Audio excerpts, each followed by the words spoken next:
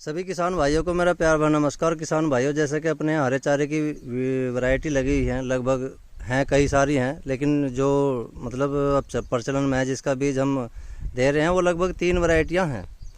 और मेरे पास जो है आते रहते हैं विजिट के लिए, तो आज मेरे फील्ड पे आए हैं, मैं उनसे आपकी परिचय करवाऊंगा। जी सर नमस्कार। नमस्कार। जो यूट्यूब के माध्यम से आपको लोग देख रहे हैं, उसे थोड़ा अपना सुंदर सा परिचय दें।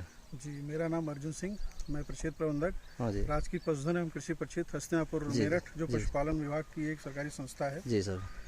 मेरे यहाँ मुर्रा भैंस और हरियाणा गाय का पालन पोषण किया जाता है। जिनके सांड और बछिया तैयार करके हम पशुपालकों को वितरित करते हैं।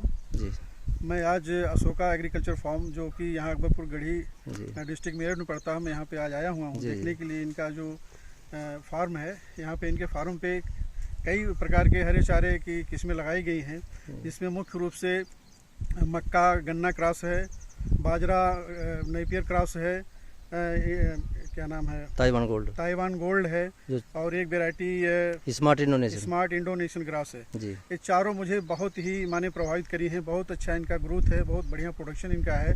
लगभग जो इनके द्वारा बताया गया, जो यहाँ के क्या ऑनर्स हैं श्री अशोक कुमार जी, करीब 800 कुंटल पर हेक्टेयर केवल एक कटिंग में होती है, और 3-4 कटिंग कम से कम एक साल में आप ले सकते हैं। इस तरह से आपका 2000 कुंटल करीब कम से कम चारा मिलेगा।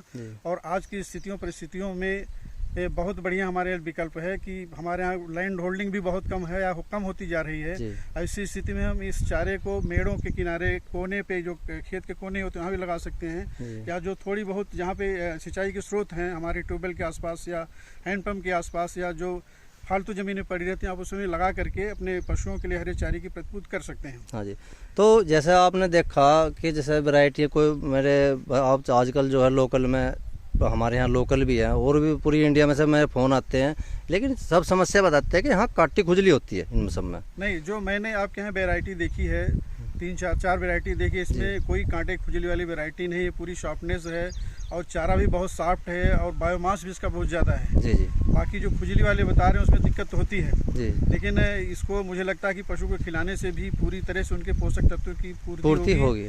और जब हमारे यहाँ चारा नहीं होता है ठंडियों में, तब भी इसका चारा आप ले सकते हैं। जी जी। केवल 4 महीना जो डोमिनेंट कंडीशन अक्टूबर या ठंडी जब पड़ती है, नवंबर से फरवरी तक का, तब इसका चारा उपलब्ध नहीं होता है। लेकिन अगर आप पहले तैयार करके बरसाती सीजन में तैयार रखेंगे तो आप उस समय इसको खिला सकते हो रोक करके। हाँ, तो हमारे लिए बहुत अच्छा विकल्प है हरे चारे के रूप में इसको एक्वायर करने का, अडॉप्ट करने का। जी।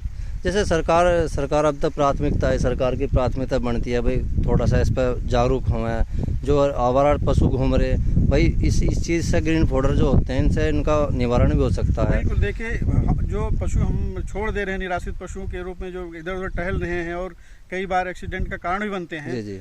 हम अगर हमारे पास ज़मीन भी नहीं है तो थोड़ी बहुत ज़मीनें जो उसी में इसको हम कम क्षेत्र में उगा करके ज़्यादा से ज़्यादा प्रोडक्शन कर सकते हैं।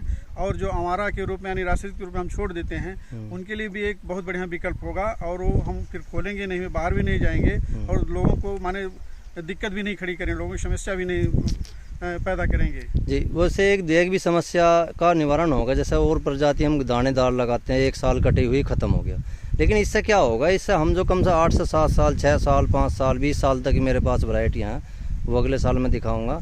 लेकिन उससे कम से कम हम रोज़ बोने से, रोज़ जुताई से किसान को उससे भी तो राहत मिलेगी। बिल्कुल, आपने बहुत सही कहा कि अगर आप इसको एक बार ले लेंगे, एक बार खरीदें, बहुत ज़्यादा महंगा भी नहीं है, 2 रुपया पर रूट स्लिप है। हाँ, कोई ज़्यादा ये आइए कट्स कहिए, 2 रुपये में आप एक ले करके, आप बहुत ज़्यादा ना लीजिए, 1 बीघा लगा दीजिए, 1 बिस्वा लगा दीजिए, 1 एकड़ लगा दीजिए, आप उसको फिर फैला दीजिए।